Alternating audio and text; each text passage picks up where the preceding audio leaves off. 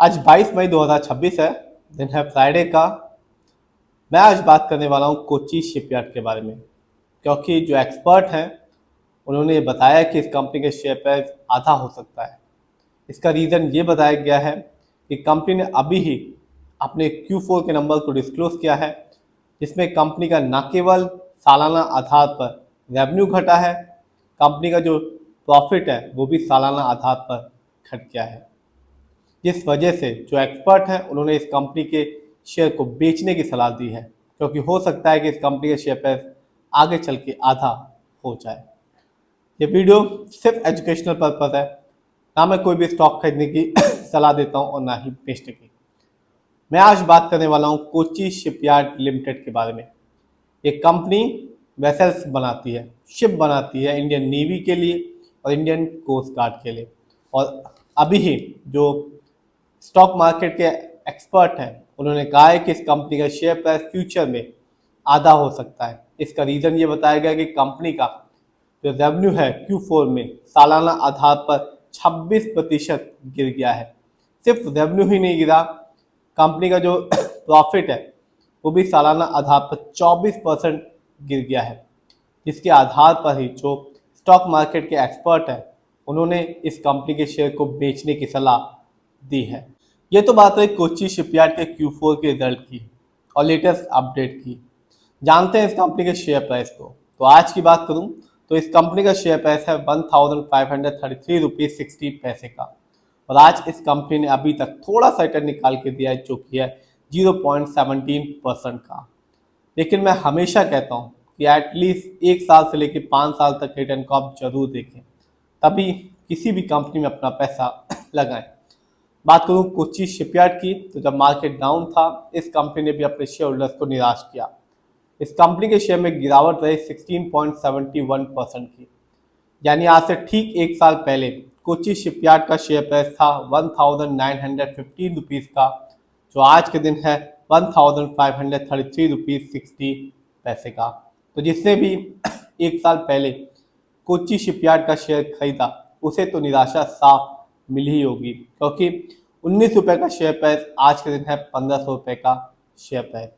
लेकिन इस कंपनी ने यानी कि कोची शिपयार्ड ने लॉन्ग टर्म में अपने शेयर होल्डर्स को बिल्कुल भी निराश नहीं किया। लॉन्ग टर्म में यानी कि 5 साल में इस कंपनी ने अपने शेयर होल्डर्स को 695% का रिटर्न निकाल के दिया। यानी आज से ठीक 5 साल पहले इस कंपनी का शेयर प्राइस मिल रहा था 203 रुपये का, जो आज के दिन है 1533 रुपीज़ 60 पैसे का।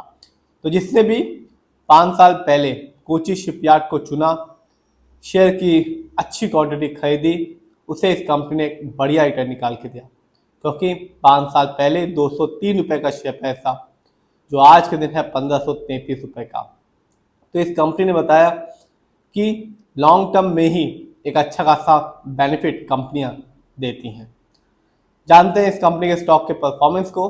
तो 1 साल में इस कंपनी का जो हाईएस्ट शेयर प्राइस गया वो गया 2545 रुपीज़ का, जबकि 1 साल में इस कंपनी का लोएस्ट शेयर प्राइस आया 1187 रुपीज़ का।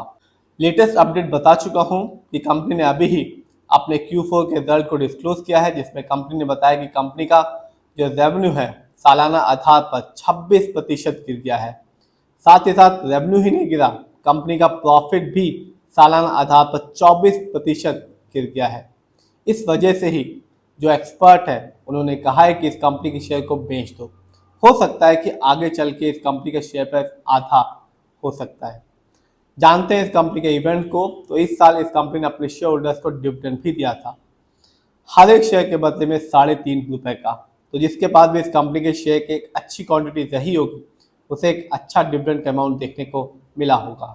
जानते हैं इस कंपनी के फंडामेंटल्स को। तो जो कंपनी का मार्केट कैप है वो है 40,275 करोड़ का। ये कंपनी लार्ज कैप की है, क्योंकि मार्केट कैप 20,000 करोड़ के ऊपर का है। पीबी रेशियो 6.86 है। शेयर मार्केट में एक अच्छा पीबी रेशियो कहलाता है 1 या तो बिलो 3। इंडस्ट्री भी 47.09 है, अच्छा खासा है, क्योंकि शेयर मार्केट में एक अच्छा इंडस्ट्री भी कहलाता है 20 से लेकर 25 के बीच में। ये बताता है कि जो कंपनी के स्टॉक है मार्केट में कैसा परफॉर्म कर रहा है, क्या वो बहुत महंगा तो नहीं है जिसकी वजह से कंपनी का जो शेयर है लोग नहीं खरीद पा रहे, क्या वो बहुत ज़्यादा सस्ता तो नहीं हो गया शेयर मार्केट में। डेप्ट टू इक्विटी 0.28 है। आप भी देख सकते हैं इस कंपनी पर लोन का हाई नहीं। ROE 12.20%, शेयर मार्केट में एक अच्छा ROE कहलाता है 15% से लेकर 20% के बीच में। और जब भी आप किसी कंपनी के फंडामेंटल्स को देखें तो ROE जरूर देखें, क्योंकि ये बताता है कि कंपनी कैसे शेयर होल्डर्स के पैसे को इस्तेमाल कर रही है। यदि सही से करती है तो कंपनी का ROE हाई होता है, ये बताता है कि आगे चल के फ्यूचर में एक अच्छा खासा रिटर्न कंपनी देगी।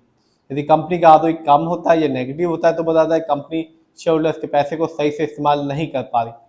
इससे रिटर्न पाने की जो पॉसिबिलिटीज होती है लॉन्ग टर्म में वो कम हो जाती है। EPS 27.24 है। शेयर मार्केट में एक अच्छा EPS कहलाता है 80 और से ज़्यादा का। ये बताता है कंपनी लास्ट 12 महीने में कितना कमाया। डिविडेंड यील्ड 0.10%, शेयर मार्केट में एक अच्छा डिविडेंड यील्ड कहलाता है 2% से लेकर 6% के बीच में। और हमेशा ये देखा गया है कि हाई डिविडेंड यील्ड अच्छा माना जाता है। देखते हैं इस कंपनी के फाइनेंशियल परफॉर्मेंस को। तो कंपनी का जो रेवेन्यू रहा मार्च क्वार्टर में वो था 1641 करोड़ का, जबकि 2024-25 में इस कंपनी का ईयरली रेवेन्यू था 5209 करोड़ का। प्रॉफिट मार्च क्वार्टर में इस कंपनी का प्रॉफिट रहा 276 करोड़ का, जबकि 2025 में इस कंपनी का ईयरली प्रॉफिट था 827 करोड़ का। नेटवर्थ कंपनी का नेटवर्थ 2025 में था 5579 करोड़ का, जबकि 2024 में इस कंपनी का नेटवर्थ था 5003 करोड़ का।